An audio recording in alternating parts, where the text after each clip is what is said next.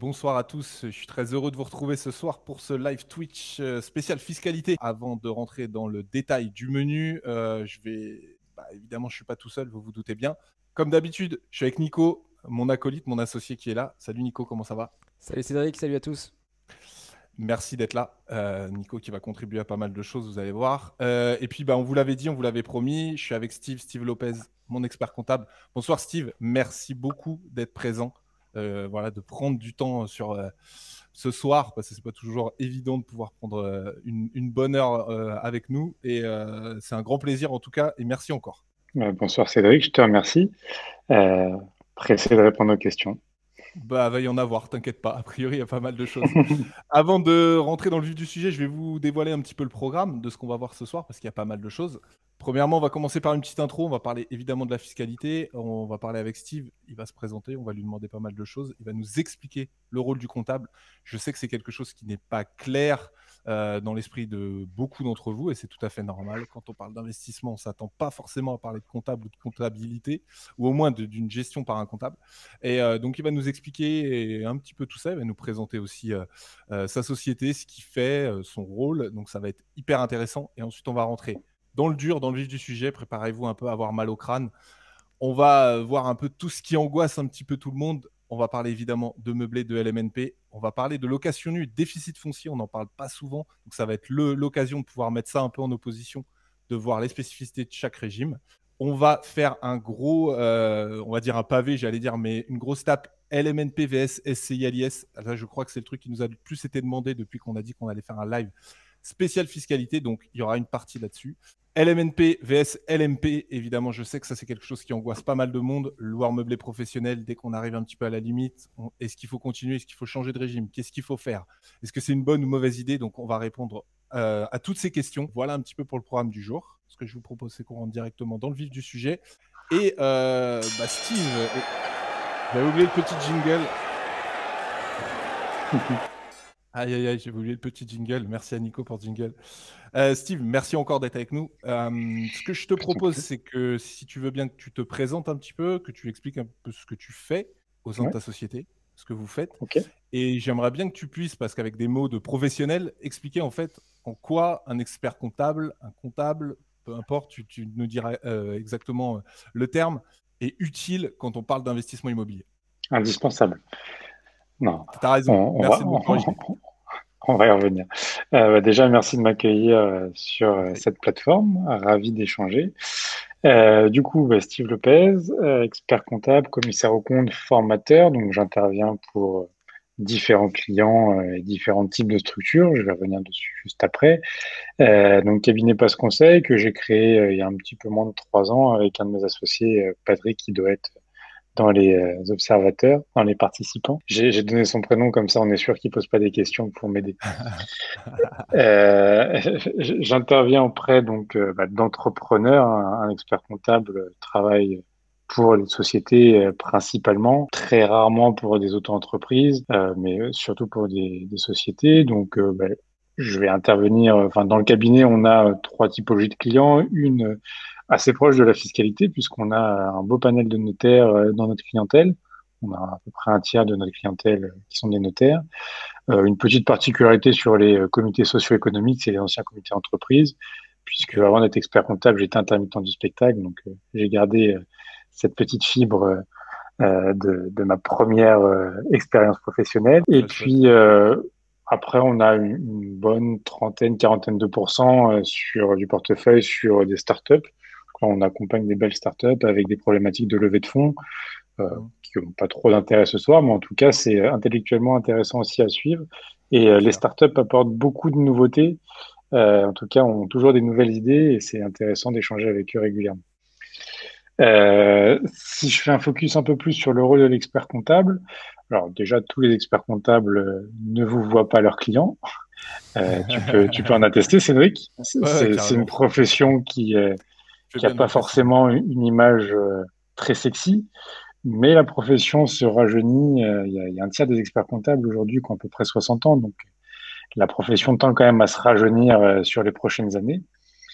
On a un cursus scolaire qui est assez large, assez diversifié. Moi, j'aime bien prendre l'image du médecin généraliste pour l'expert comptable, puisque notre cursus est vraiment axé sur la partie droit plus que sur la compta finalement. J'ai beaucoup plus de matière de droit que de compta, et notamment de la fiscalité et du droit social et du droit des sociétés. Donc, on a, enfin, j'aime bien cette image du médecin puisque on va détecter surtout le problème et derrière, on va aller chercher un spécialiste, comme pourrait l'être un chirurgien avec un médecin. Et un spécialiste, pour moi, ça va être un avocat spécialisé dans un domaine ou alors un notaire parfois sur certaines problématiques. Et si on reste sur le thème un peu immobilier, si on parle de démembrement, de part sociale, etc., là, pour le coup, je me rapproche plutôt d'un notaire qui, lui, est spécialisé de ce domaine-là. Bien sûr. Donc, je disais que c'était plus qu'utile d'avoir un expert comptable parce que ça peut vous apporter certaines garanties. C'est une personne avec qui vous pouvez échanger aussi sur vos problématiques, sur vos interrogations. Et l'avantage qu'on a, c'est qu'on a une multitude de clients en cabinet expertise comptable. Et moi, j'adore avoir des bonnes idées qui sont générées par certains clients que j'arrive à répliquer pour d'autres clients. Et c'est Ouais, là bien où je sûr. trouve tout l'intérêt de mon métier. Ok.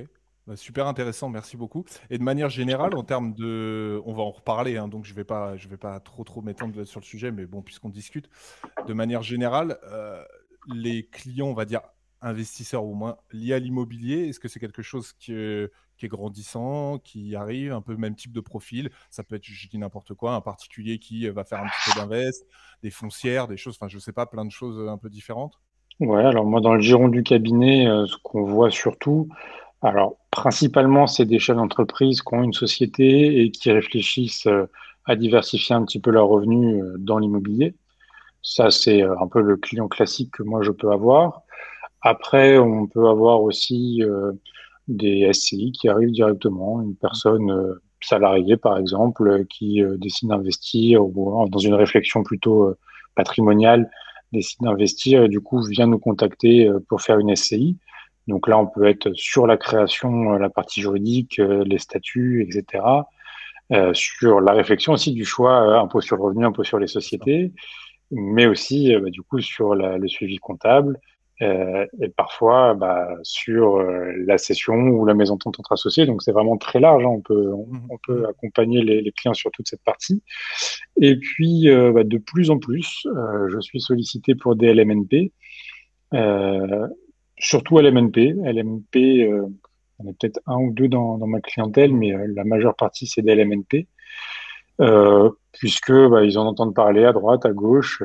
Il y a il y a des sites internet et des clients comme toi, enfin des clients pour moi, des partenaires comme toi et Nicolas qui accompagnent aussi. Donc la LMNP, c'est un vecteur de croissance pour les cabinets qui est intéressant. C'est pas les comptabilités les plus compliquées pour nous, puisque là, on va pas faire d'intégration fiscale. La fiscalité, en tout cas TVA, etc., c'est quand même assez light. Donc, c'est pas sur ça qu'on s'amuse le plus sur la partie fiscalité comptable. En revanche, sur la réflexion et sur aller chercher les petites dépenses qu'on peut passer en charge, c'est là où on peut s'amuser un peu Ouais, plus. on va en parler évidemment. Ok, super. Bah écoute, merci en tout cas pour ça. Je pense que les personnes pour qui le monde de, enfin pour qui un comptable, comme tu disais, j'ai bien aimé ce que tu as dit, qui pense que c'est quelqu'un de plus de 60 ans qui est comme ça tout coincé, ça a bien changé et tu fais bien de le préciser. On va rentrer dans le vif du sujet. Je vais reprendre un petit peu la main par rapport à tout ça. Alors, c'est vrai qu'attends, il y a des petites questions avant de passer à la suite. Petite Ah question bah de allez, c'est parti avec Axel. plaisir. Merci. Alors, Axel qui nous a posé une question autant pour moi. À partir de quel moment un comptable devient vraiment nécessaire? Depuis le début ou peut-on se débrouiller tout seul? Je recontextualise évidemment dans le contexte immobilier. On n'en est pas là, alors tu en as plus ou moins parlé. Mais est-ce que, en gros, je reformule un petit peu, est-ce que demain je me lance, on a parlé du LMNP, on va partir sur ce principe-là. Est-ce que potentiellement je peux me débrouiller, même en regardant, je sais pas, Internet, en me formant un peu, ou même si j'ai quelques petites notions, je peux me débrouiller pour tenir une comptabilité LMNP ou un comptable, c'est vraiment indispensable. Quel est ton avis là-dessus? Alors pour moi, sur la LMNP, il y a deux distinctions. Est-ce que je fais du micro BIC, micro LMNP, ou est-ce que je fais la déclaration réelle, le régime réel? Pour la partie micro, en fait, moi, je mets ça un petit peu dans la case que je disais tout à l'heure, auto-entrepreneur, où en fait, c'est pas mes clients, puisque l'idée, c'est de se débrouiller tout seul. Euh, Par contre, dès lors qu'on passe sur du régime réel, là oui, pour moi c'est quasiment indispensable, mis à part si on a un expert comptable dans la famille, mais c'est quasiment indispensable de se rapprocher d'un cabinet euh, pour plusieurs choses. Déjà sur la création, au moment de la création, donc il y a un formulaire à rédiger, à envoyer, etc. pour donner la date de démarrage de cette activité, obtenir le numéro sirène, etc. Donc déjà ça, quand on est néophyte, on peut facilement se tromper. Je sais pas Faire des si vous grosses avez déjà erreurs en plus, toi.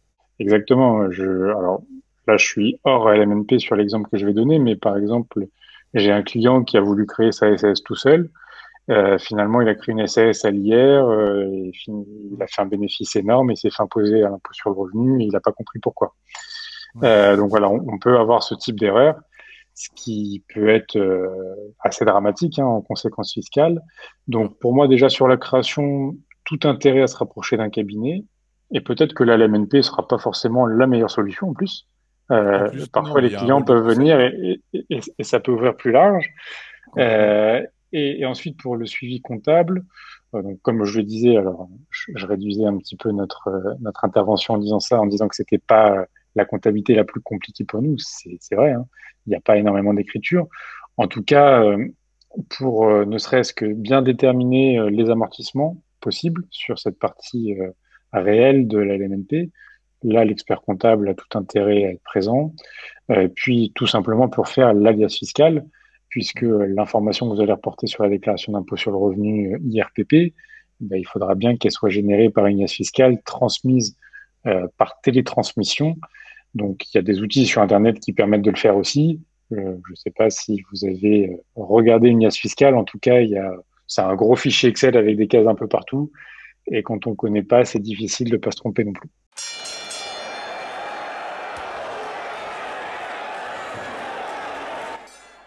Encore oublié le jingle.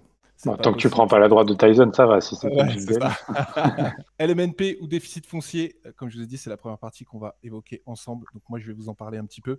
Je vais commencer par le déficit foncier. Comme je le disais tout à l'heure en préambule, on n'en parle pas beaucoup parce qu'on parle beaucoup de meublé. Tu en parlais aussi tout à l'heure, Steve, en parlant du LMNP, qui est de plus en plus fréquent et on va le comprendre au fur et à mesure de la discussion et du live de ce soir, que c'est quand même un régime assez intéressant. Mais j'avais quand même envie de vous parler du déficit foncier. Alors pour ceux qui ne connaissent pas du tout, je vais reprendre les bases. Encore une fois, on va rentrer un petit peu dans le détail de certaines choses pour que voilà, les personnes qui nous suivent, tout le monde n'a pas le même niveau. L'idée n'est pas de rentrer dans la toute petite virgule, mais de savoir au moins de quoi on parle. Donc quand on parle de déficit foncier, il faut savoir qu'on ne parle plus de location meublée, on parle de location nue. C'est une nuance quand même qui a tout son sens. Et si vous voulez, si votre stratégie c'est de faire de la location meublée pour X raisons, évidemment, ça n'a pas de sens de parler de déficit foncier, mais au moins que vous sachiez ce que c'est.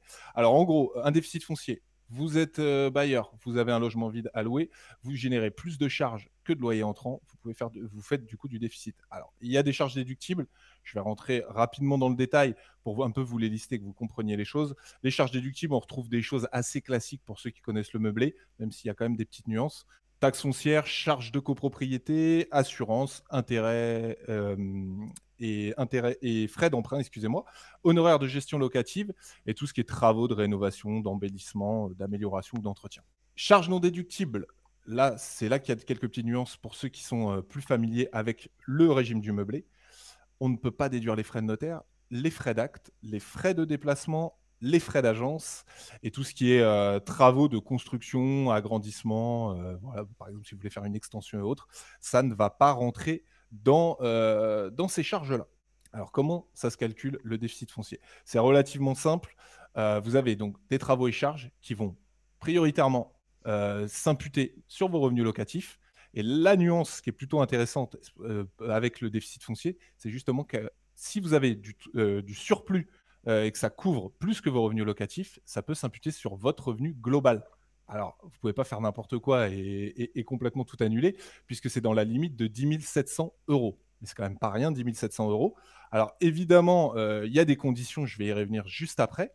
Mais il faut savoir que le déficit, il y a un petit élément que j'ai oublié de vous dire, ce déficit foncier, il est cumulable et reportable pendant 10 ans. Je vous parlais de conditions. Alors, je vous envoie pas mal d'informations, ne vous inquiétez pas, on va revenir sur les chiffres, vous allez très très bien comprendre. Je vous parlais de conditions. Alors là, attention, la phrase n'est pas claire du tout, mais je vais vous l'expliquer. Alors, le bien doit être mis en location dans les 3 ans, donc jusqu'au 31 décembre de la 3e année, à compter de l'année où vous imputez votre revenu global. Donc, au secours, cette phrase est catastrophique, mais je vous donne un exemple et vous allez tout de suite comprendre. Je suis en 2021, j'exploite un bien en location nu, il impute mon revenu global, je dois le laisser louer en nu jusqu'au 31 décembre 2024. C'est une condition sine qua non. Il y a quelques exceptions. Ça va être décès, invalidité, perte d'emploi, ou évidemment si je vends mon bien. Auquel cas, si je vends mon bien, petite note, votre acquéreur ne bénéficiera pas de l'avantage fiscal, évidemment. On va prendre un exemple chiffré pour que vous compreniez bien les choses. Merci Nico, parfait. Alors, on a pris un exemple simple sur les chiffres, encore une fois, c'est juste pour que vous puissiez comprendre le principe. On a un appartement qui vaut 200 000 euros, un bouquet de travaux déductible de 50 000 euros, j'ai bien dit déductible, un loyer mensuel de 900 euros par mois, un loyer mensuel de 900 euros tout court, un revenu de l'investisseur de 50 000 euros et donc une tranche marginale d'imposition à 30%. L'impôt sur le revenu avant le déficit foncier pour cet investisseur est de 9 144 euros et l'impôt sur le revenu après le déficit foncier n'est plus que de 5 934 euros. Alors vous allez me dire comment ça se fait qu'il arrive à ce montant-là. En fait, c'est tout simple. Je reprends les principes que je vous ai évoqués tout à l'heure. On prend les 50 000 euros qu'il gagne annuellement. On impute 10 700 euros. On arrive donc à 39 300 euros. Et du coup, on réduit de l'impôt. Sur les 39 300 euros, il ne va plus que payer 5 934 euros. Donc, il y a déjà une économie d'impôt de 3 210 euros. On va passer à la slide suivante. Super. Donc là, on a repris une projection qui est quand même assez intéressante sur 10 ans. Donc, on voit que sur 10 ans, on a donc un loyer annuel de 10 800 euros. Charge annuelle déductible de 25%. Pourquoi j'ai pris 25%? Encore une fois, c'est pour faciliter les chiffres. On ne va pas reprendre toutes les différentes charges, copro, taxes foncières, tourmette au fur et à mesure. Encore une fois, c'est pour la simplicité des chiffres. Donc, si je fais 10 800, je vais y arriver, moins 25%, on arrive à 8 100 euros. Je vous envoie vers la première ligne. Donc là, en année N, donc on a 8 100 euros de revenus locatifs, charges déduites. Et on arrive donc en déficit foncier stocké 31 200 euros. Donc vous allez me dire d'où sort ce 31 200 euros? C'est tout simple. On part des 50 000 euros de travaux auxquels j'impute 10 700 euros et enfin 8 100 euros. Donc on arrive à 31 200 euros. Et en fait, si on voit d'année en année, donc en N plus 1, j'ai encore 8 100 euros qui sont annulés. N plus 2, à nouveau 8 100. Je vous envoie jusqu'en N plus 4, où vous voyez que là, par contre, on a une base taxable qui est à 1 200 euros. Pourquoi 1 200 euros? En fait, si vous regardez la ligne qui est juste au-dessus, il nous reste 6 900 euros en déficit foncier stocké en N plus 3. J'ajoute les 8 100 euros de loyer entrant et il nous reste du coup une différence de 1 200 euros qui, pour le coup, est taxable. Pour rappel, je vous l'ai dit tout à l'heure, on est à 30% de taux marginal d'imposition. Je vous rappelle également que quand, dans le cadre de loyer, c'est tranche marginale d'imposition plus CSG, CRDS plus prélèvements sociaux et c'est à 17,2%. Donc, on est bien imposé à 47,2%. Ça fait mal. Et du coup, là, on aurait une fiscalité sur les 1 200 euros de 566 euros. Je vous tire comme ça jusqu'à 10 ans. Après, on paye des impôts sur les loyers pleins, donc les fameux 8 100 euros, ce qui représente 3 823 euros par an. Et au bout de 10 ans, ça nous fait donc 23 506 euros. Ça fait mal. Ça fait mal. Alors, si on est complètement rigoureux, on a la première économie d'impôt qui est à 3 210 euros, donc ça fait un tout petit peu moins. Mais on est quand même dans quelque chose d'assez costaud en termes d'imposition. Donc, c'est une petite projection sur 10 ans. Encore une fois, on a simplifié les chiffres juste pour que vous compreniez le principe du déficit foncier. Alors, je fais une brève introduction là-dessus. Je sais qu'en plus, les personnes qui nous suivent sont assez familiers de ce qu'est le LMNP. Pour ceux vraiment qui ne connaîtraient pas du tout, quand on parle de LMNP, loueur meublé non professionnel, vous l'avez compris, c'est dans le titre, on parle de location meublée. Je fais une petite piqûre de rappel sur la location meublée. Évidemment, comme le nom l'indique, on va louer avec du mobilier. Et je rappelle à tous les petits malins qu'il y a bien une liste obligatoire de mobilier. Donc, c'est 11 éléments de mobilier. Je ne vais pas revenir dans le détail. J'en ai déjà parlé plein de fois sur la chaîne. Allez voir les vidéos et autres, ça se trouve assez facilement. Mais faites pas les petits malins. Il faut vraiment mettre ces 11 équipements essentiels. C'est assez important parce que si vous tombez sur un locataire, déjà, pourrait en plus vous mettre en difficulté là-dessus. Et autant bien faire les choses, vous connaissez mes principes. Pour tout ce qui est loyer encaissé, tout à l'heure on parlait de location nue, donc on parlait de revenus fonciers. Ici, on parle de bénéfices industriels et commerciaux. C'est deux choses différentes. Il n'y a pas que ça qui est différente, puisque là, on va rentrer dans le vif du sujet. L'idée n'est pas de vous expliquer exactement comment fonctionne la location meublée ce soir. L'idée, c'est de vraiment rentrer dans le côté fiscal et notamment le côté, on va dire, optimisation fiscale, comment réussir à maîtriser au mieux sa fiscalité. Et du coup, on va rentrer tout de suite dans les charges et les fameux amortissements. On en a déjà parlé un petit peu depuis le début du live.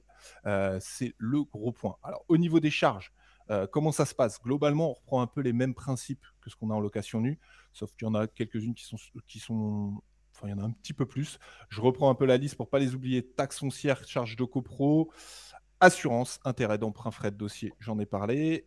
Contribution économique et territoriale, ce qu'on appelle communément la CFE, une petite taxe déguisée qui vient ici. Honoraires de gestion locative, électricité, conciergerie, frais de comptabilité qui passent en charge. Le CGA, dont on parlera brièvement tout à l'heure. Après, il y a frais d'agence travaux, charges et amortissement. Je l'ai mis un peu dans les deux, on va en parler par la suite. Et alors, petite info par rapport aux charges, elles sont cumulables, vous pouvez les stocker et les reporter pendant 10 ans. Au niveau des amortissements, et après Steve, je vais te laisser la parole, il n'y a pas de limite dans le temps pour reporter les amortissements, pour les utiliser tout du moins. On peut amortir des travaux, on peut amortir du mobilier, on peut amortir les frais d'agence et frais de notaire éventuellement, et surtout on peut amortir le bien. Steve, je vais te demander, que tu seras beaucoup plus précis que moi sur ce sujet-là, que tu nous expliques. Alors pour t'expliquer, il y a énormément de confusion à travers les clients, à travers la communauté, à part plein de gens qui nous suivent. Charge, amortissement, mon comptable m'a dit que je pouvais le passer en charge, je passe en amortissement, je ne comprends pas comment il calcule les amortissements, qu'est-ce qui passe en amortissement, qu'est-ce que c'est qu'un amortissement. Est-ce que tu peux nous éclairer là-dessus dans le cadre du LMNP? De quoi on parle quand on parle d'amortissement? Qu'est-ce qu'on met dedans? Pourquoi c'est intéressant? Et comment ça peut être optimisé? Est-ce que tu peux nous expliquer tout ça? Ok, très bien. Alors, juste un petit tips par rapport à ce que tu as dit avant sur la CFE. Ce qui peut être intéressant, c'est de se domicilier sur Paris, même si le bien n'est pas sur Paris. Alors, ce sera plutôt sur le cadre d'une SCI notamment. Mais si la SCI est domiciliée sur Paris, la CFE, alors je crois que c'est si on fait moins de 500 000 euros de chiffre d'affaires, donc il y a quand même pas mal de SCI dans ce cadre-là, on est à 77 euros, alors ça évolue tous les ans. Et j'ai un client qui a une société à Paris et une autre à Agnières, sur Seine, et c'est x5 à peu près entre les deux villes, juste de l'autre côté de la Seine. Donc parfois ça vaut le coup de se domicilier à Paris. Merci pour l'astuce. Merci pour l'astuce. Je Voilà, t'en vous prie. l'avez, vous connaissez l'astuce. Et deuxième astuce sur ça, je pense que moi je suis assez fervent aussi de se domicilier sur Paris, vu la multitude de sociétés, et surtout si on part sur des montages un petit peu borderline, il y a moins de risques de contrôles fiscaux sur Paris, puisque forcément, vu la multitude de sociétés, ça peut aussi avoir un intérêt. Forcément. Et même si on est très clean, hein, mais c'est jamais agréable Oui, d'avoir un oui. contrôle fiscal. C'est toujours chiant. C'est clair. Bon, si je reviens sur la question par rapport aux amortissements, donc qu'est-ce qu'un amortissement? Vaste question. Déjà, là, je ressors ma petite casquette de formateur sur la partie comptable, mais pourquoi existe l'amortissement? Alors, je fais un tout petit parallèle avec une Je t'en société prie. commerciale, mais avant que je commence la compta et même sûrement bien avant, il n'y avait pas d'amortissement et ça a été mis en place en fait par les impôts pour éviter que les entreprises puissent avoir un effet d'aubaine en fin d'année. Je prends l'exemple tout simple, hein, j'ai 100 000 euros de bénéfices. Je veux passer, je me rends compte qu'au 30 décembre, j'ai 100 000 euros de bénéfices, j'ai pas envie de payer d'impôts. Bah, je vais changer le parc informatique, la flotte de voitures, etc. Je passe tout en charge et du coup, super, j'ai zéro, donc je paye pas. Pour les impôts, ici, on voit clairement qu'il y a une perte, un manque à gagner tout de suite, ou en tout cas un différé sur l'avenir. Différé sur l'avenir, c'est un petit peu comme revenu mensuel par mois. Euh, Du coup, pour éviter ça, a été mis en place les amortissements. Et donc, c'est pour éviter cet effet d'aubaine. L'amortissement, donc, on va retenir une durée par rapport à la typologie du bien. Et on va surtout respecter aussi un prorata temporis. C'est-à-dire que si je décide de faire l'achat de mon parc informatique le 30 décembre, je pourrais déduire une journée sur 5 ans. ce qui, finalement, l'effet d'aubaine n'est pas très avantageux. Pour le coup, Et, non. et on voit bien l'intérêt pour les impôts de récupérer la trésorerie tout de suite. Par rapport à la LMNP, les amortissements, donc on peut tout amortir, hein. Dès qu'on l'achète, on peut tout amortir si ça a une durée de vie supérieure à une utilisation. Alors moi, j'aime bien prendre comme exemple un stylo. Je le prends, je l'utilise. En théorie, si je suis pas trop maladroit, je peux l'utiliser plusieurs fois. Donc vous allez me dire, c'est une immobilisation. Oui, mais on a une tolérance fiscale qui est de 500 € hors taxe Mm. pour ne pas amortir un bien. C'est pour éviter d'avoir des usines à gaz pour tout et n'importe quoi. Donc Bien sûr. D'amortir à moindre l'administration titre, fiscale peut-être. nous tolère toutes les dépenses unitaires, toutes les charges unitaires inférieures à 500 € hors taxe peuvent être passées directement en charge. Ok, Dès très lors clair. qu'on bascule au-dessus de 500 € hors taxe, et là on peut prendre l'exemple entre un téléphone qui va être à 499 hors taxe, je peux le passer en charge, ou un iPhone qui, neuf en tout cas, sera jamais à ce prix-là. Là, l'iPhone, c'est une immobilisation. Euh, on va déterminer une durée d'amortissement qui va être comprise entre 2 et 3 ans sur du matériel informatique. On est 3-4 ans sur un ordinateur, 2-3 ans sur un smartphone. Euh, Même si j'ai une utilisation très agressive de mon téléphone et que je le fais tomber régulièrement et qu'au bout d'un an, il fonctionne plus, même au bout de 6 mois, j'ai pas perdu les 1 an et demi ou 2 ans qui me restaient d'amortissement. Si jamais Ok. le bien est cassé et n'a plus de valeur, dans ce cas-là, je passe l'intégralité de la charge au moment où je constate que le bien a été mis au rebut puisqu'il n'a plus de valeur. Donc c'est simplement un différé et qui doit suivre l'utilisation réelle du bien. Voilà. Donc ça, c'est un peu. J'ai Très essayé de clair faire une par rapport à ça. définition Ouais, assez ouais, ouais, large. Bon, non, mais c'est tant très mieux. clair parce qu'en plus, le parallèle se fait très très bien avec, notamment, bah, tu as répondu à une des questions sur lesquelles je voulais te lancer.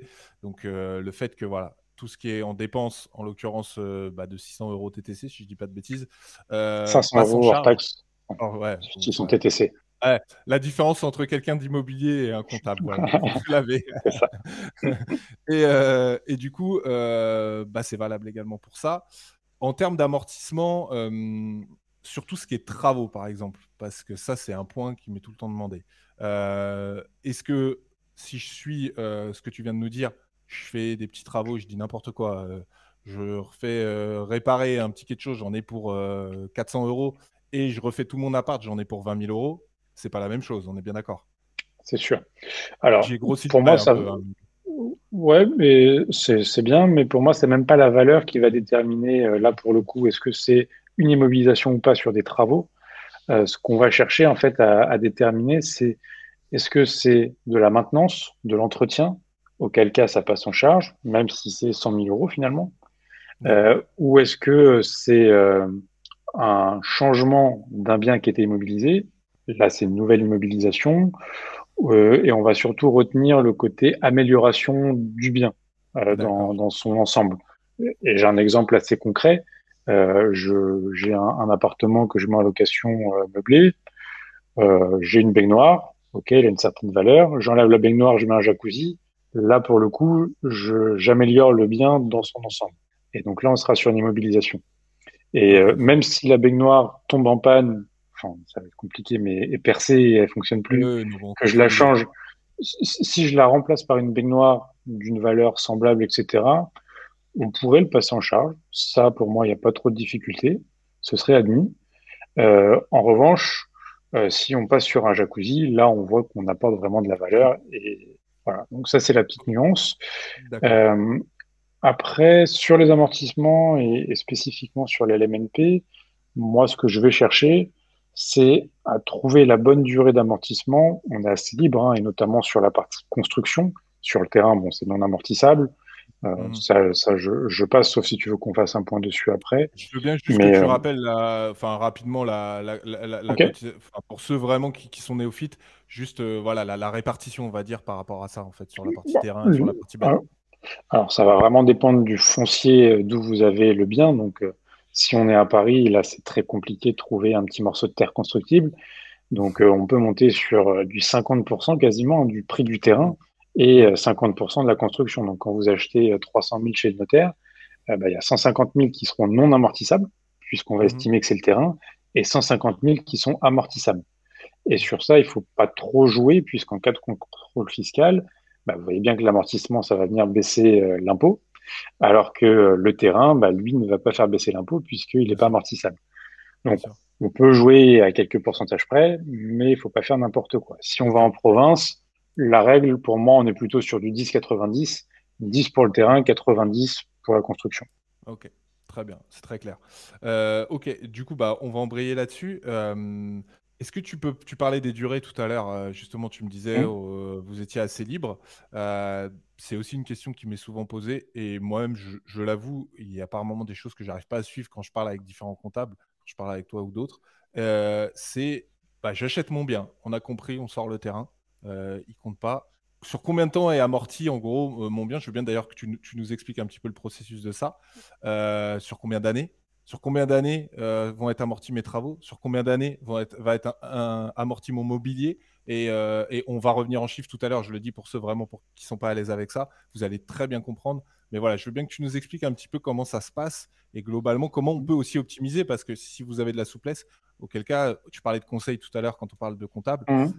comment c'est aussi ça, quoi. C'est aussi comment optimiser la situation pour le client. Ouais. Alors, le droit comptable est assez riche, mais en fait, il y a des règles et méthodes qu'on doit respecter, et notamment sur une construction, on doit faire un amortissement qu'on appelle par composant. C'est-à-dire que je dois même aller décortiquer un bien, alors dans la mesure du possible, hein, si j'ai l'antériorité, si j'ai les factures, etc. En tout cas, il faut aller décortiquer ce bien. Ça va être la structure, le gros œuvre, ça Mm. va être la charpente, ça va être la toiture, ça va être les fenêtres. Voilà, donc ça, on va déjà le décortiquer le plus possible pour Bien sûr. que ce soit le plus semblable à à la réalité.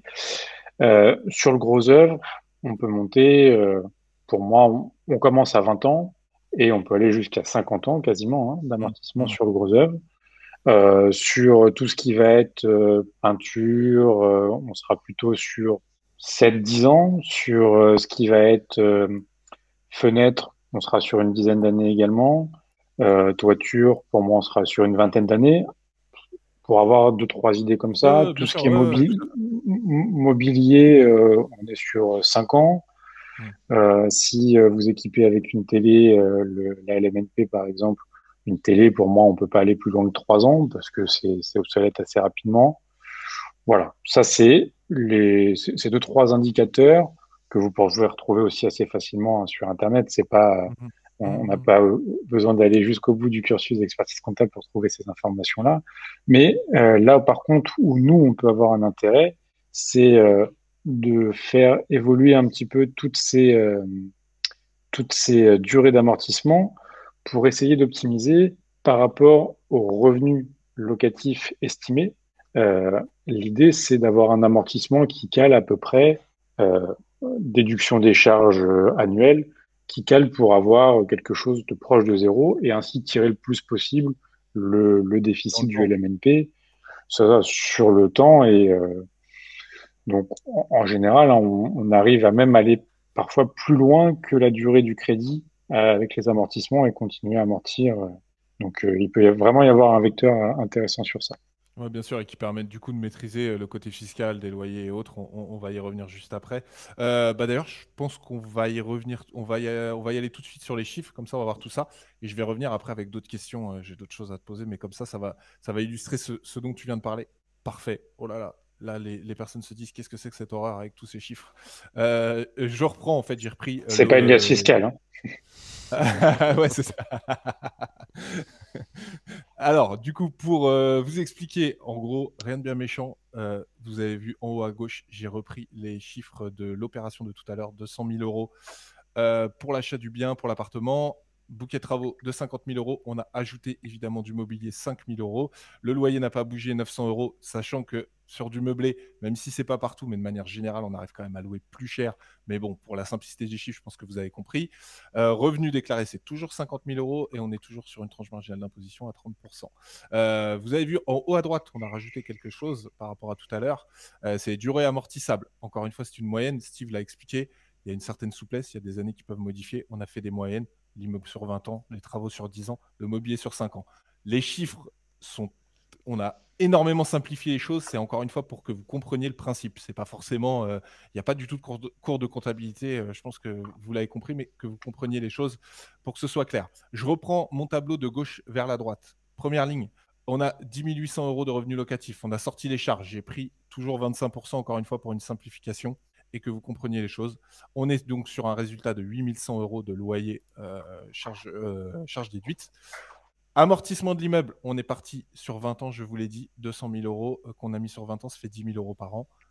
Amortissement, pardon, travaux, donc la colonne juste à côté, 50 000 euros sur 10 ans, excusez-moi, 5 000 euros par an. Amortissement mobilier, 5 000 euros sur 5 ans, 1 000 euros par an. Globalement, voilà, c'est très basique, ce ne sera pas aussi simple que ça, mais globalement, comme ça, au moins, c'est très clair. Si on prend un peu le principe, si vous voulez, de ces amortissements, donc qui se cumulent, vous le voyez, en fonction des années, évidemment, on reprend cette première ligne. Vous avez 8 100 euros de loyer. Vous avez en face des amortissements qui sont de 16 000 euros. Ils viennent s'opposer. Ça nous fait du coup une annulation des 8 100 euros et on sort 7 900 euros d'amortissement supplémentaires qui vont aller tranquillement se stocker. D'un côté, ça va être votre petite épargne d'amortissement. Je ne sais pas si le terme est juste, mais vous le comprenez. C'est votre petite banque perso où vous mettez vos sous et que vous allez faire grossir au fur et à mesure des années, parce que bah, voilà, la première année, c'est valable la deuxième, etc. etc., etc. Jusqu'au jour où, comme le disait Steve, bah, ça peut aller très très loin, mais globalement, vous allez un beau jour être en bénéfice, c'est-à-dire que vous allez devoir payer de l'impôt, et bah, vous allez pouvoir aller piocher dans ce stock d'amortissement, et tout ça pour annuler votre imposition. Et là, on parle d'imposition sur les loyers. Hein. Tout à l'heure, quand on parlait de déficit foncier, il y avait une imposition aussi possible sur vos revenus professionnels. Là, en l'occurrence, on parle uniquement des loyers. Enfin, uniquement, je le mets entre guillemets parce que c'est quand même quelque chose de très, très intéressant. Et là, si on fait la projection sur 10 ans, je vous envoie vers les deux dernières colonnes de droite, eh ben, on est à 0 sur les 10 ans. Et vous l'avez compris par le principe, je pense que c'est assez clair et entre ce que Steve vous a expliqué et ce qui est expliqué par les chiffres, bah, on voit qu'au-delà de 10 ans, on peut durer un bon petit moment comme ça. Prenez pas forcément ces chiffres-là comme une vérité absolue. Encore une fois, c'est juste pour le principe. Mais vous voyez, on parlait d'utilité et du côté indispensable du comptable, je reprends tes propos, pour optimiser au maximum ces choses-là, que ce soit en termes de durée d'amortissement, que ce soit en termes de conseils, passer certaines choses en charge, enfin voilà, faire des choses bien, c'est indispensable de maîtriser ces choses-là pour justement pouvoir faire tirer votre défiscalisation, entre guillemets, sur vos loyers pendant le plus de temps possible, puisque la fiscalité sur un investissement est quand même, c'est un peu le nerf de la guerre, on peut vraiment plomber un investissement avec ça. J'ai quelques questions. Si je peux juste rajouter un petit truc, excuse-moi, tant qu'il y a le tableau sous les yeux. Bien sûr, avec plaisir. Ça illustre un point que j'ai pas évoqué. Pour moi, on peut tirer l'amortissement de l'immeuble que tu as mis sur 20 ans. Celui-là, on peut le tirer sur 20, 30, 35 en fonction de ce que j'ai dit tout à l'heure par rapport au loyer. En revanche, moi, je déconseille de tirer plus longtemps sur la partie travaux et notamment mobilier. Je reprends l'exemple de ma télé. On va dire que les 5 000 euros, c'est ma télé que j'ai achetée en N. Et admettons que je me dis, bon, bah, ma télé, elle est super bien, je la mets sur 10 ans. Dans ce cas-là, au lieu d'avoir les 1 000 euros, j'aurai 500 euros. Manque de peau, mon locataire joue à la PlayStation, il n'est pas content, il jette sa manette, il casse la télé. Au bout de la première année, bah, finalement, la télé est cassée, donc sa valeur est de 0 et je dois passer l'intégralité sur l'année. Donc en fait, je vais tout de suite devoir repasser mon amortissement, enfin en tout cas le complément d'amortissement pour sortir le bien. Et finalement, je vais tout concentrer sur la première année et repartir sur une nouvelle télé. Donc j'ai pas trop d'intérêt à lisser cette partie immobilière sur longtemps, les travaux non plus, mais vraiment c'est sur cette partie d'immeuble où on a le plus de vecteurs. Puis c'est là où le montant est le plus élevé aussi. C'est ça, c'est ce que j'allais dire. C'est intéressant. Bien sûr. Petite question par rapport à ça, j'anticipe un petit peu, même si je sais que voilà, vous allez parler, on va parler de plus-value tout à l'heure, notamment sur les SCI. Puisqu'on amortit le bien, c'est une question, encore une fois, sans aucune prétention, je connais la réponse, mais je te la pose. En termes de plus-value, tout à l'heure, je parlais de plus-value, donc plus-value à la revente.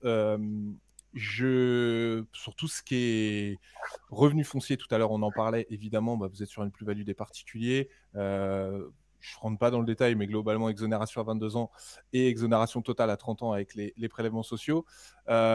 Tu confirmes que ce principe d'amortissement, donc je ne veux pas vendre la mèche, mais n'impacte pas ces plus-values-là en termes de revente, en cas de revente, pardon. Non, pas du tout. Pas du tout. La LMNP, pour moi, l'avantage, c'est que déjà, on va calculer le prix, enfin la plus-value par rapport au prix d'acquisition et non pas au prix de VNC. VNC, valeur nette comptable, donc c'est après amortissement. Et non, ça n'impacte pas le calcul de la plus-value et de l'impôt sur la plus-value. Très clair par rapport à ça. Petite question.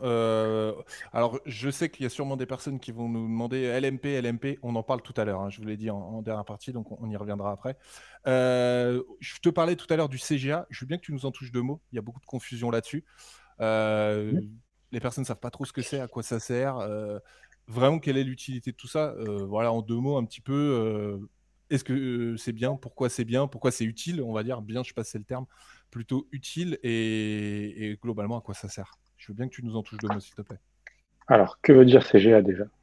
Déjà, tu as totalement raison. Centre de gestion agréé.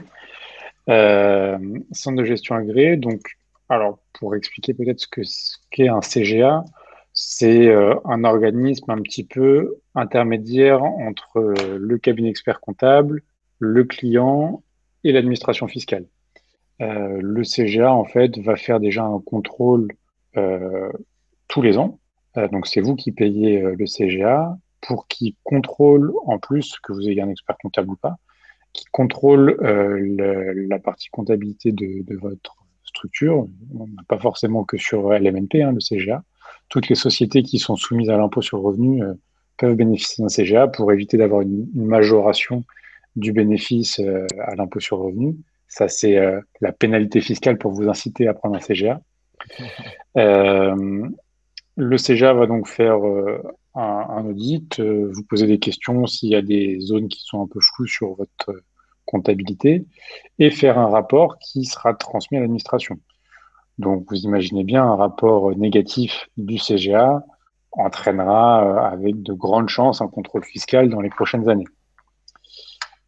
Pour éviter ça, vous pouvez avoir un intérêt d'avoir un expert comptable pour vous protéger aussi et vous prémunir de ça et vous alerter sur les points à ne pas faire ou à faire pour être dans les clous.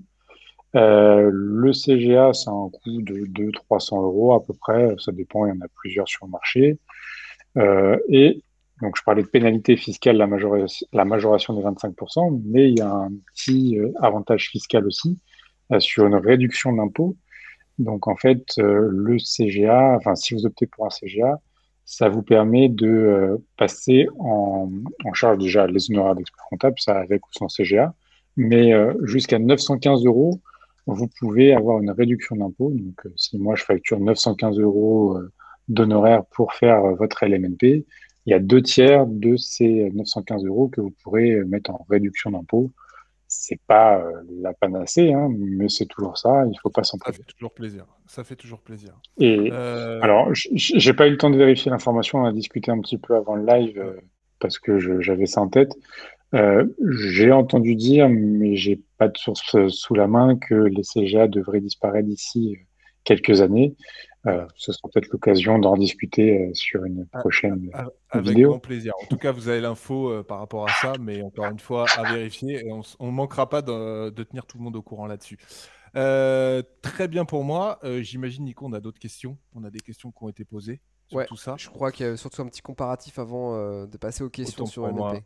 Vas-y, je t'en prie. Voilà, petit comparatif très rapide par rapport à ça. Encore une fois, c'est vraiment juste pour vous montrer à quel point c'est parlant. Et alors, il y a deux stratégies. Je reviens un petit peu sur tout ce que j'ai dit. Évidemment, on parle de location nue, on parle de location meublée, deux choses différentes. Si vous tâtez entre les deux, je pense que ce tableau va finir par vous convaincre. Il y a plein de choses à dire. Et on va poser plein de questions qui vont vous orienter sur pas mal de choses. Et n'hésitez pas à poser vos questions complémentaires dans le chat. On y reviendra en fin de présentation.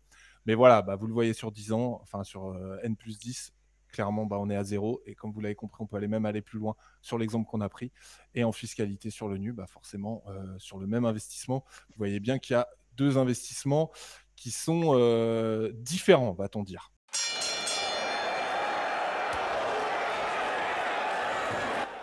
Ok. Oh, alors là, on sait qu'on rentre dans les sociétés. Je te passe la parole, Nico, tout de suite. SCI, on va parler SCI. Je sais que vous l'attendez, ça. Vous l'attendez comme des fous. Donc, on va parler SCI, on va parler société. C'est Nico qui va prendre le relais. Comme ça, je vais souffler 2 minutes. Mais Steve, par contre, il reste en place, donc il ne bouge pas.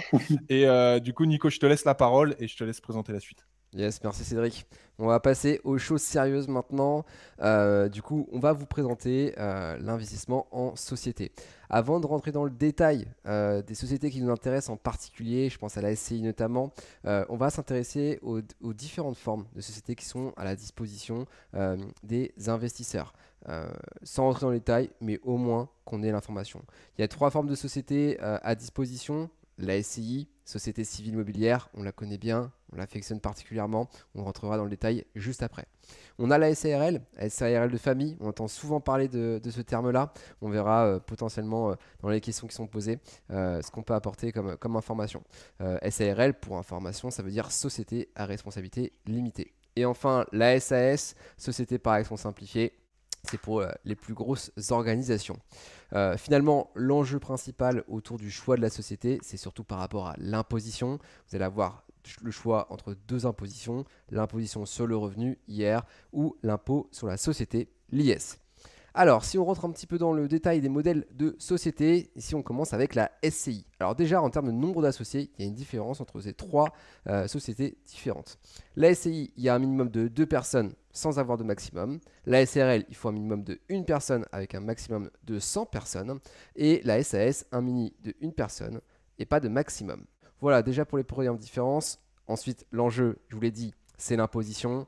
On va avoir le choix quasiment à chaque fois de l'imposition. Premièrement, la SCI, forcément, on va avoir le choix entre une SCI à l'IR et une SCI à l'IS. Attention, SCI à l'IR, c'est uniquement pour la location nue, pardon. Petite parenthèse, Steve pourra confirmer, mais il y a on va dire, une tolérance pour 10% des revenus qui peuvent être en location meublée. Ensuite, deuxième modèle d'SCI, le SCI à l'IS, où là, vous pouvez exploiter comme bon vous semble vos différents biens. Location meublée, location nue, bail commercial, vous faites ce que vous voulez. À côté de ça, on a la SARL à l'IR. Et là, on parle de SARL de famille. On y reviendra un tout petit peu plus tard, puisqu'il y a pas mal de personnes qui se posent des questions. Là-dedans, on y met ce qu'on veut, meublé ou nu. C'est votre choix. Et enfin, la SARL à l'IS, pareil, on met ce qu'on veut, meublé ou nu. Concernant la SAS, là, pas de choix, forcément. C'est de la plus grosse structure. Et en l'occurrence, ce sera uniquement à l'impôt sur la société. Petit point sur les cotisations sociales, on aime bien ça quand même, petite parenthèse. Grosso modo, pour les gérants de SCI et des SAS, il n'y a pas de cotisation sociale. Par contre, attention, pour la SARL, il y a une cotisation sociale minimale au SSI. Le SSI, Jonathan en a parlé dans une des questions, c'est l'ancien RSI pour information. Et attention, c'est le cas, cette cotisation elle est valable même en l'absence de revenus. Voilà pour les informations de base sur les sociétés. Maintenant, on va rentrer dans le vif du sujet. Ce qui nous intéresse, ce qui nous intéresse tous, c'est les SCI. Alors, le but, c'est pas de rentrer dans la fiche technique de la SCI, c'est de comprendre le fonctionnement et les différences. Alors, je vais m'appuyer sur Steve à la fin de cette présentation, mais déjà, je vais vous faire un petit peu la carte d'identité des 2 formes de SCI pour que vous y voyez un petit peu plus clair. Tout d'abord, à ma gauche, on a la SCI à l'IR et à ma droite, la SCI à l'IS. La SCI à l'IR, donc qu'est-ce qui la caractérise? Déjà, donc je vous l'ai dit, uniquement la location nue, à part pour la petite tolérance de 10% dont je vous ai parlé à l'instant. Évidemment, SCI à l'IR, la société ne paie pas d'impôt. L'imposition se fait à titre personnel. Et là-dedans, on va avoir 2 formes d'imposition. Le microfoncier et le foncier réel. On en a déjà un petit peu parlé dans les modèles précédents, que ce soit sur le déficit foncier ou le LMNP.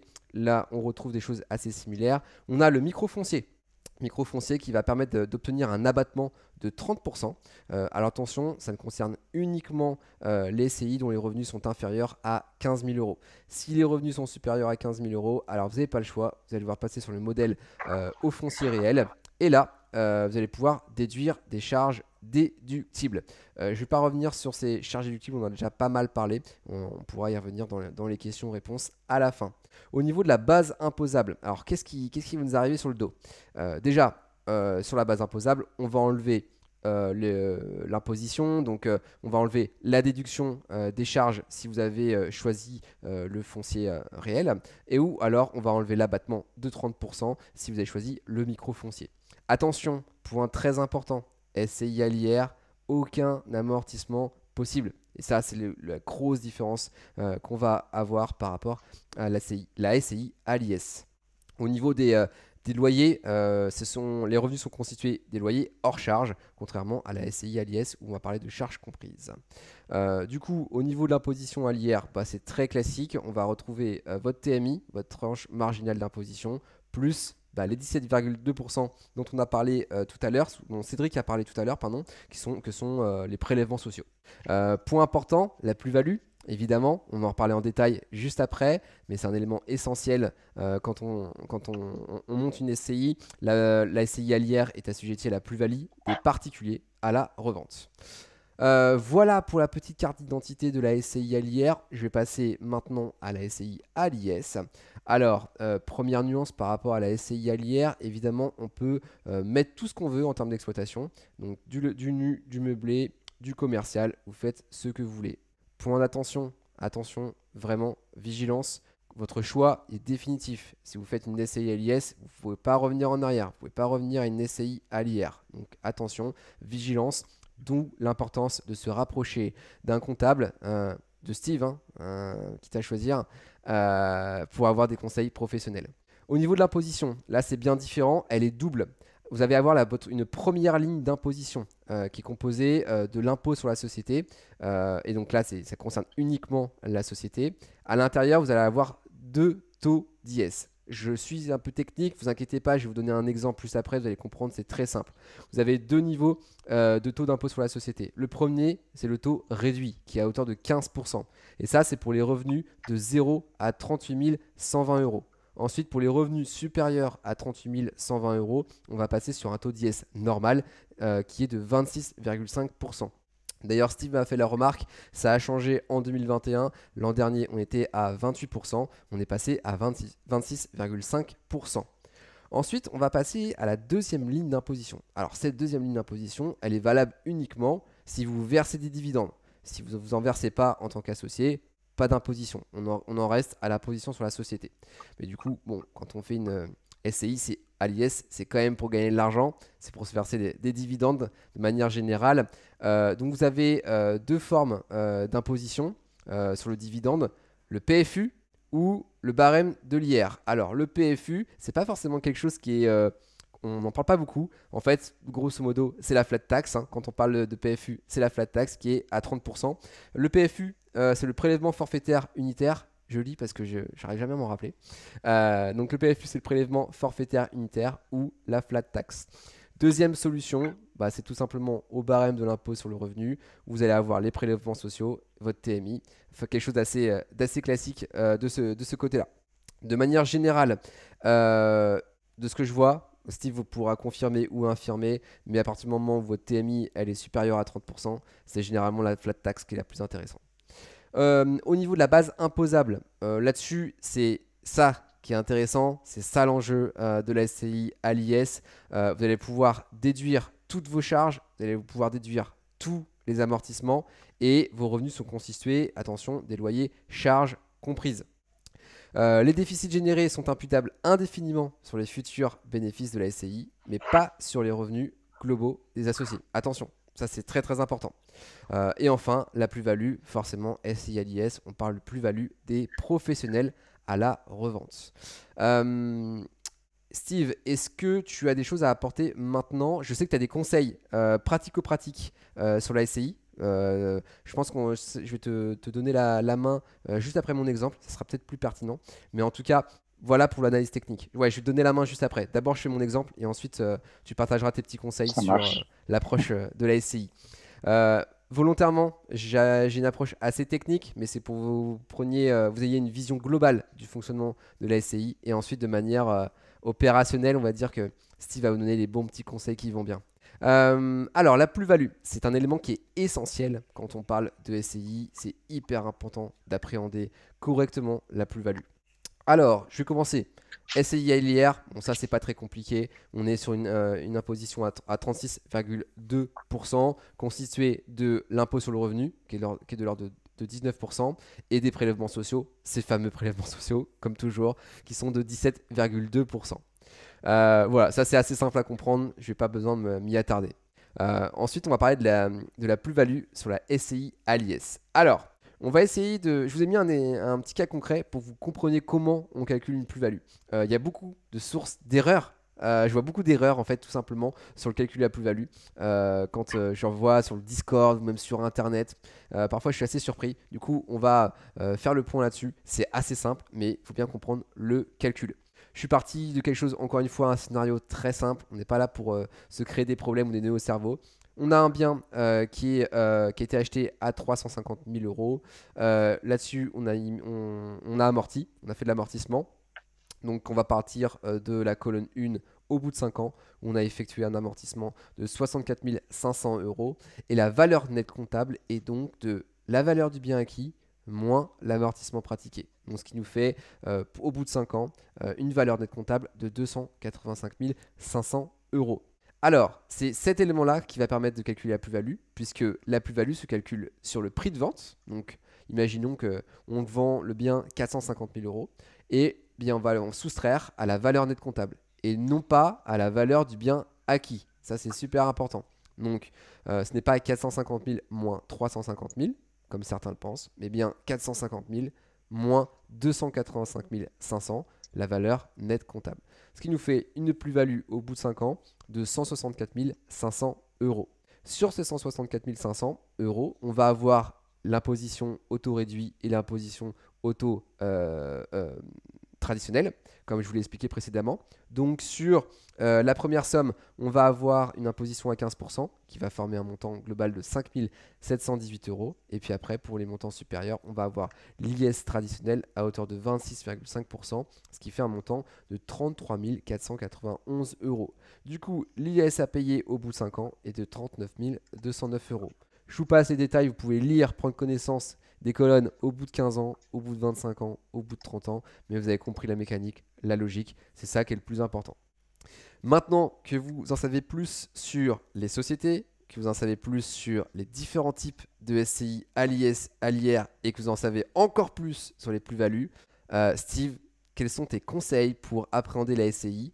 Quand est-ce que c'est intéressant? Quand est-ce que ça ne l'est pas? Et puis, voilà, donner les bons tips pour prendre les bonnes décisions. Ok, merci pour ton exemple. Alors, je rajouterai juste un petit point avant de répondre à ta question sur ton exemple. Et si tu peux peut-être juste revenir sur la slide avant, je t'ai pas coupé à ce moment-là. Vas-y, tac. Je te remercie. Sur la partie SCI à l'IS, donc tu disais première imposition, IS au niveau de la société, 15, 26 et demi, etc. Ok. Deuxième imposition, si on prend les dividendes, on n'a pas l'obligation de prendre les dividendes. On pourrait très bien stocker et ne pas prendre les dividendes. Tout à fait. On n'a pas l'obligation de distribuer les dividendes. Et moi, qui ai une vision un peu plus globale que l'immobilier que vous pouvez avoir, sur pour un chef d'entreprise, enfin, ou quelqu'un qui détient une SCI, ce qui peut être intéressant aussi dans une situation où on a déjà un taux d'IS élevé, d'anticiper un petit peu et pourquoi pas prévoir une rémunération pour le gérant de la SCI qui, ok, sera soumise à la SSI, etc., en tout cas à charge sociale, mais pour générer des revenus futurs, et notamment avec la retraite, il peut y avoir un intérêt à prévoir une rémunération à ce moment-là. Et on n'est pas obligé de toujours aller au taquet de l'imposition.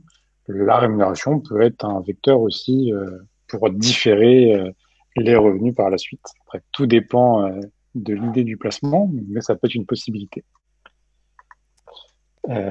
Ok, très bien sur ce point-là. Et du coup, donc ta question initiale, c'était pourquoi SCI à l'IR, pourquoi SCI à l'IS? Et puis le petit lien avec le Alors, LMNP, tu vois. ouais, tout à fait. Alors, pour moi, la SCI et l'IR, on va vraiment rechercher plutôt une revente, un gain à court terme, puisque on va avoir cette exonération de la plus-value, je vais dire assez vite, euh, quand même sur une trentaine d'années. Mais je mets quand même une mesure sur ça, puisque on parlait du coup de rabot sur la LMNP. On n'est pas à l'abri non plus d'avoir un coup de rabot, et c'est déjà arrivé plusieurs fois sur cette durée de détention pour exonération. Donc, il faut pas non plus miser tout son investissement sur ce spectre-là, puisque on ne sait pas comment peut évoluer la loi dans les prochaines années. Donc, pour moi, SCLIR, je le conseille plutôt pour des entrepreneurs qui ont une idée de se générer une rente, enfin en tout cas un capital pour quand ils partent à la retraite. Ils investissent maintenant, à 60 ans ils revendent, ils ont un capital qui leur permette de faire ce qu'ils veulent après, de partir sur une île ou peut-être d'aller au Portugal pour payer moins de retraite. Euh, la SCI à l'IS, je vais plutôt pousser sur cette partie-là quand je vais être en face d'un pool d'investisseurs. Euh, Ça peut être plusieurs membres d'une famille, par exemple, où là, on va avoir un grand-père, un enfant, un petit enfant. Et vraiment, pour moi, l'idée de la SCLIS, ça va être plutôt patrimonial, transmission, euh, où là, après, on peut partir sur du démembrement. Bon, c'est pas l'objet d'aujourd'hui. Je suis pas spécialiste non plus du démembrement, mais il peut vraiment y avoir un intérêt sur cette partie-là. Euh, on voit bien, par contre, que si on revend après l'amortissement, la plus-value, on la paye plein pot, et là, il n'y a pas le choix.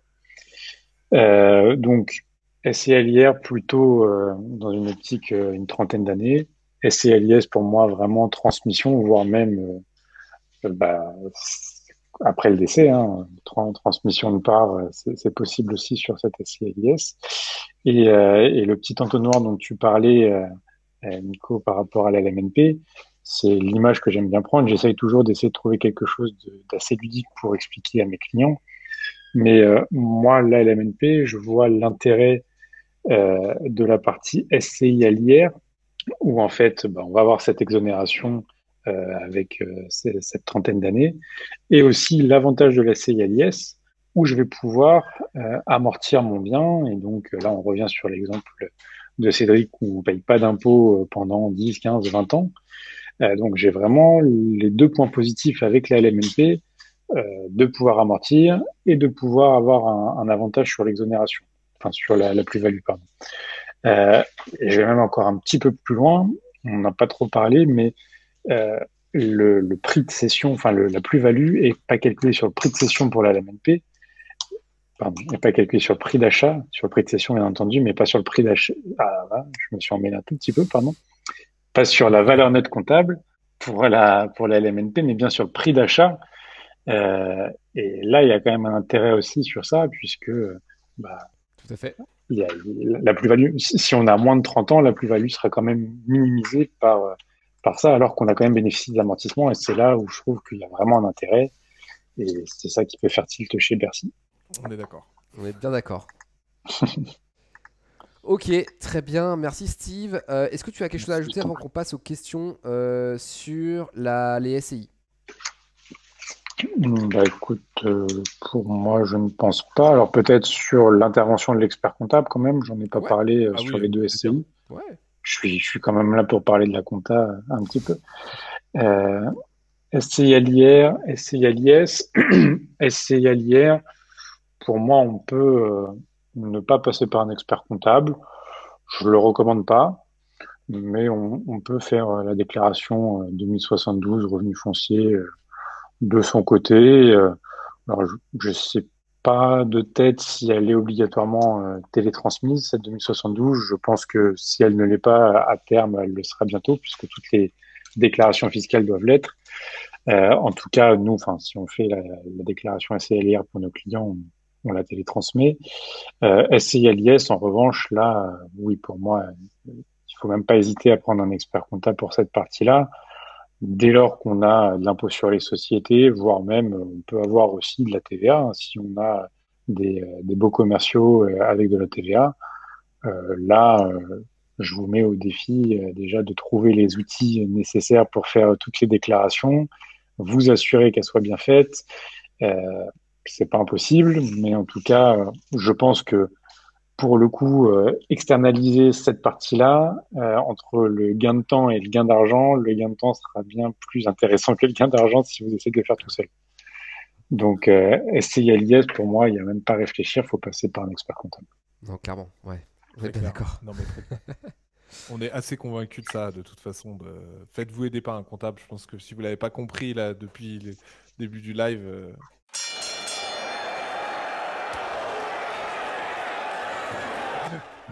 il y a de la transition quand même, hein. On bosse, hein. C'est l'expérience, c'est LMP, l'expérience. on a vu pas mal de choses déjà jusque-là et merci encore, hein, pour ton ajout de valeur et sur tout ce que tu peux nous partager. Je voulais parler du LMP, qu'on revienne sur 3 petits principes. Encore une fois, c'est vraiment pour avoir ton avis. Tu nous as déjà donné une indication que je trouve assez intéressante. Je reprends un petit peu ce que je disais très rapidement. On a le LMNP, on arrive un peu à la limite. Est-ce que déjà, tu peux nous rappeler quelles sont les conditions? Parce qu'il y a beaucoup de confusion là-dessus. À partir de quand je passe de LMNP à LMP? Alors, tu l'avais pas sur une slide, mais c'est par rapport aux 23 000 euros de rémunération. Ça, c'est 23 Ou 000 euros si, plus revenu locatif supérieur au revenu professionnel. Donc c'est c'est bien ça, cumulé. C'est ça que je voulais c'est bien cumulé. absolument Oui, dire. oui, ok, excuse-moi. Cumulé. Excuse-moi. Non, non, mais c'est moi. C'est On arrive enfin là. Je suis plus aussi rigoureux.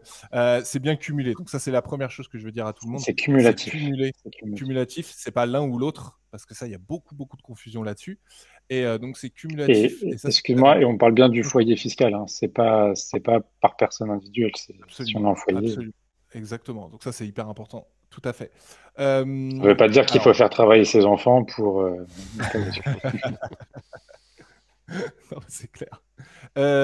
Au niveau des plus-values, on en a parlé tout à l'heure. Est-ce que tu peux nous en parler? Alors, LMNP, on en a parlé. Globalement, on est la plus-value des Ouais. particuliers. LMP, qu'est-ce qui change? Alors, on a eu un peu la réponse tout à l'heure, mais je veux bien que tu nous en retouches deux mots, s'il te plaît. Alors, on a une partie qui va être à court terme, une partie qui peut être à long terme. La partie à court terme va être sur la base de l'amortissement. Donc, c'est si on est sur une période entre 2 et 5 ans après l'acquisition du bien, on va pouvoir être sur cette partie-là, enfin, d'amortissement pour la plus-value à court terme. Sur les 2 à 5 ans, je vais aller un petit peu vite. Il y a aussi une exonération qui peut être appliquée sur cette partie-là.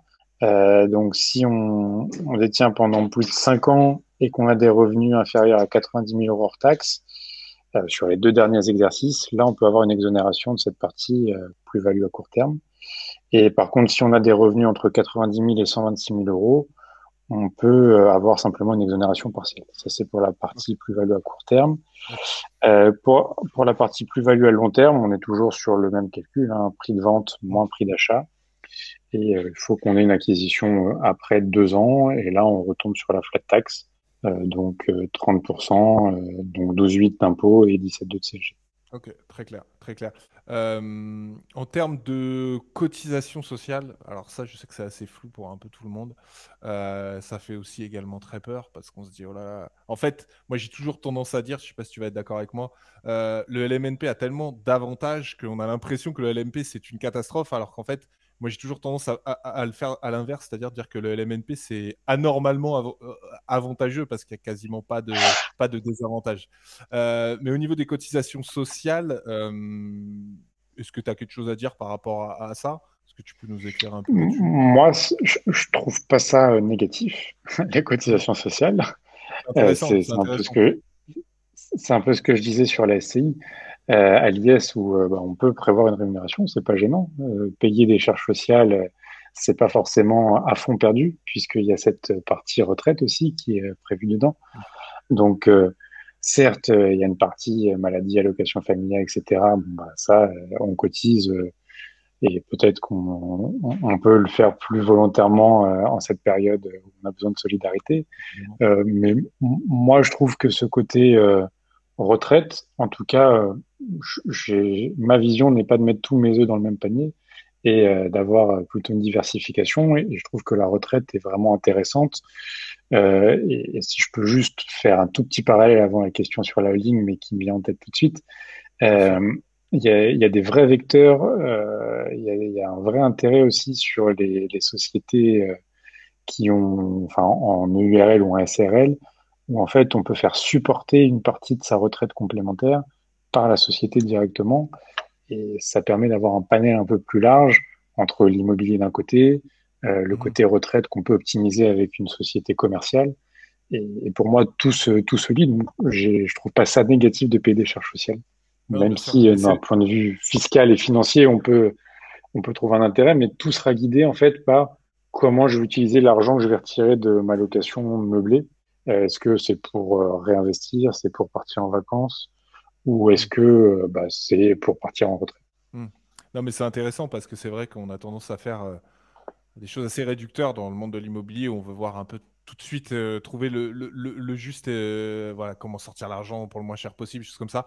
Et on manque beaucoup de recul, donc je trouve ça hyper intéressant en tout cas comme remarque. Et moi, je partage un peu ton avis sur pas mal de choses. Je pense pas que ce soit entre guillemets dramatique de passer de LMNP à LMP. Il faut juste avoir conscience de certaines choses. Et encore une fois, on en revient à ce qu'on disait, se faire conseiller aussi pour savoir où on va et voir aussi en fonction. C'est pour ça que c'est très compliqué de parler de fiscalité de manière sur une comment dire sur une généralité, puisqu'après c'est du cas par cas. On parlait tout à l'heure de transmission et autres, mais en tout cas c'est intéressant d'avoir ce recul là Et par rapport à. si je peux peut-être faire un petit parallèle, excuse-moi, je te coupe, mais Non, un petit parallèle LMNP, LMP. En hmm, gros, on pourrait dire le simplifié et le réel. Enfin, peut-être pas le réel, mais le simplifié et le complexe. hmm, Et on peut prendre un exemple un petit peu entre l'auto-entreprise et la société. hmm, L'auto-entreprise très simplifiée et qui peut avoir, moi je conseille des fois des personnes qui viennent me voir pour créer une société. On me dit, bah, je vais faire 30 000 euros, 40 000 euros de chiffre d'affaires dans de la prestation de service où il n'y a pas de charge, c'est que de la prestation intellectuelle. Tu dis, bah, écoute, fais de l'auto-entreprise, hein, le taux et tu peux faire un prélèvement libératoire à l'impôt très facilement, donc ne te prive pas de faire la micro-entreprise. Par contre, dès lors qu'on bascule sur une société commerciale, pour moi, là, l'intérêt, c'est d'aller chercher des charges pour aller casser le bénéfice et pas payer trop d'IS. évidemment. Évidemment. Ah non, non, mais c'est intéressant, je suis assez d'accord. Ah, je trouve ça intéressant, c'est pour ça que je voulais voilà, qu'on l'évoque un petit peu. Pas forcément, on a vu énormément de choses. Voilà, on va te libérer au bout d'un moment. Et du coup, mais en tout cas, c'est hyper intéressant d'avoir justement cette vision un peu différente. Et voilà, je voulais vraiment que tout le monde soit témoin de ça. On parlait de la holding, zéro transition. Mais du coup, je veux bien que tu en touches deux mots, Ouais. parce que je crois qu'on avait une question, mais du coup, bah, on va la devancer.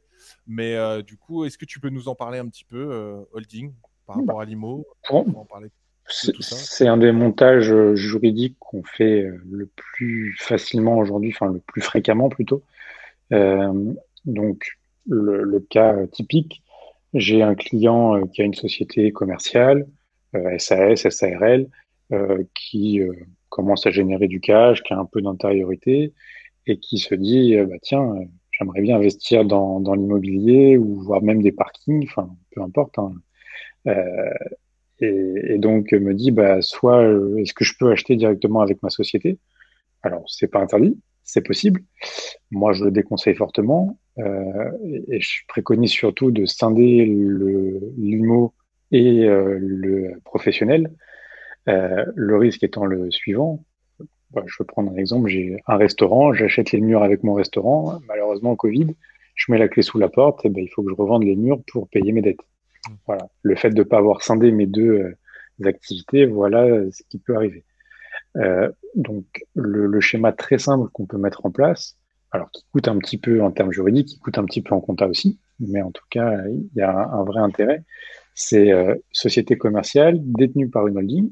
Donc là, même si on n'a pas créé la holding initialement, on peut faire un apport de titres de la société commerciale vers la holding. Enfin, moi, en tant que personne physique, j'apporte mes titres pour créer la holding, donc j'ai pas besoin de remettre un capital. Le Ok. capital sera la valorisation de mes titres. Ma holding étant créée, elle détient ma SAS, on va prendre une SAS pour l'exemple, que je détiens majoritairement. Et sur cette holding, donc ma holding a vocation à détenir des participations dans d'autres structures. et pourquoi pas une SCI. Mm. SCI, deux associés, comme Nicolas l'a bien précisé tout à l'heure. Deux associés qui peuvent être moi ou ma femme ou un ami ou n'importe qui, plus ma holding, pardon. Donc, ok, vous allez me dire, c'est bien, j'ai un schéma, je détiens les deux, ok. Mais vraiment l'intérêt derrière, on peut avoir un régime mère-fille entre la société commerciale et la holding. Régime mère-fille, je détiens plus de 95% des teams, grosso modo, enfin j'ai la majorité. Euh, Si je distribue des dividendes, je vais être imposé qu'à hauteur de 5% enfin, ça va être comme 5% de chiffre d'affaires au niveau de ma holding. Donc, je ne vais Mm. pas repayer d'impôt sur les sociétés. Le cash remonte, le cash est sur ma holding. Je peux le dépenser, en tout cas, je peux l'attribuer à ma SCI, qui va me permettre d'avoir un apport plus conséquent pour un achat immobilier, ou alors, surtout rassurer la banque et peut-être avoir un crédit sur 25 au lieu de 20 ans. Voilà, Bien ça peut sûr. avoir cet intérêt. Et pour être complet, et je peux même aller un peu plus loin, hein, un schéma comme ça où j'ai ma société, je crée la holding, je crée la STI, il faut compter entre 4 et 5 000 euros s'il y a un commissaire aux apports pour mettre en forme ce schéma juridique, ce schéma de restructuration. Et après, en termes de comptabilité, sur une SCI, ça tourne autour de 800 euros. Sur une holding, à peu près pareil. Après, ça dépend du Mm. nombre de biens, etc. Mais Bien sûr, bien sûr. au moins, là, en toute transparence, vous avez au moins une petite idée déjà de ce que ça peut Non, coûter. mais c'est top. C'est top. Hyper intéressant. Ok, on a fait le tour parce qu'après ça se répète pas mal. Ce que je vous Ça marche. propose, c'est qu'on s'arrête là. On a fait Ouais. 2 heures de live. Merci Steve, vraiment. Vraiment, merci beaucoup parce Steve que fait partie de 2 heures. ces experts Bah, comptables Macron modernes qui ne font pas payer d'honoraires. elle est pas Non, mal. mais vraiment, Steve, merci beaucoup parce que c'est clair, je viens de voir l'heure aussi, je me dis merde, 2 heures et hyper intéressant. Il y a énormément de choses à dire, évidemment. En 2 heures, on peut pas faire le tour de tout ça, mais on a éludé pas mal de choses et surtout, voilà, d'avoir pris le temps de te rendre disponible, c'est vraiment très appréciable. Donc, je tenais, au nom de la communauté, au nom de Nico, de moi-même, de te remercier de ton temps et de tes conseils surtout. Et de Bah, ton travail au quotidien nous concernant. avec plaisir. Merci à vous de m'avoir accueilli. Et Bah non, écoutez, à une prochaine, avec plaisir. Carrément. avec Je grand pense que plaisir. ça pourrait être intéressant de se créer un petit rendez-vous de temps en temps en traitant un micro-sujet. Là, on était très Ah, large, aborder c'est des ça. choses plus précises. Ça pourrait être super intéressant. Steve, je me mets devant pour vous dire que le live est enregistré, sera diffusé sur YouTube demain. Je pense qu'il y a Ouais, moyen que je le cut un tout petit peu pour les ouais. débuts, les fins. Faut juste me laisser un tout petit peu de temps par rapport à ça, mais je peux m'en occuper demain. Donc rendez-vous sur YouTube pour le replay. N'hésitez pas à nous poser des questions sur le Ouais, les Discord. questions, on pourra les faire remonter à Steve. Pourquoi pas refaire un question-réponse? Tu seras peut-être pas en Ouais, live ou peut-être en live sur des thèmes qu'on stocke. Potentiellement, on y répondra sur le Discord. Surtout, inscrivez-vous, ceux qui ne sont pas inscrits sur le Discord. ouais, Voilà, donc tous ces éléments-là, n'hésitez pas. Merci de nous avoir suivis. tout à C'était fait. super. Attention, Steve, c'est à toi. Si on veut te contacter pour des conseils comptables, si on a besoin d'un expert comptable, où est-ce qu'on te contacte? Très simple. Soit sur le site internet Passe Conseil, vous avez un formulaire de contact directement. Sinon, par mail, contact@passeconseil.com. Passe Conseil, comme c'est écrit ici, PA2S, sans espace, bien entendu, c'est un mail, conseil au pluriel.com. On Voilà, diffusera bien entendu toutes ces informations-là sur évidemment. Discord, sur le mail, le lien dans la C'est ça. description de la S'il y a vidéo quoi que ce YouTube. soit, vous nous contactez directement. On fera le relais, évidemment. Exactement. Et en tout cas, Merci à on tous. conseille fortement. Merci Nico. Merci Merci. Steve encore une fois. Merci beaucoup pour ton temps. Bonne soirée. Bon match demain. Et, et puis à très bientôt. De toute façon, on se tient au courant. Et merci à tous pour nous avoir suivis. Bonne soirée et on se dit à Ça très marche. bientôt. Ciao, ciao. À bientôt. Salut.